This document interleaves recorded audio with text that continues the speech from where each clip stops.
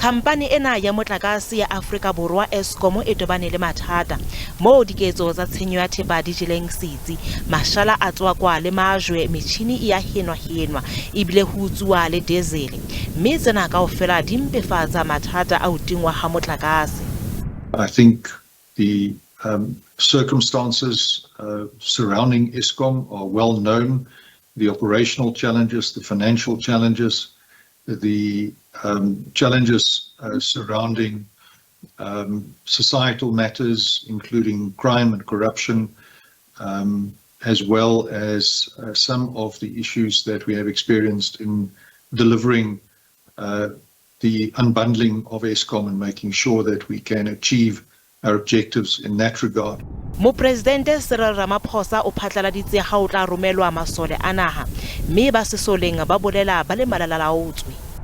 As part of the Operation Prosper in support of the SABC, the South African National Defence Force has been deployed to bolster the protection of Eskom critical infrastructure for protection of the power generation.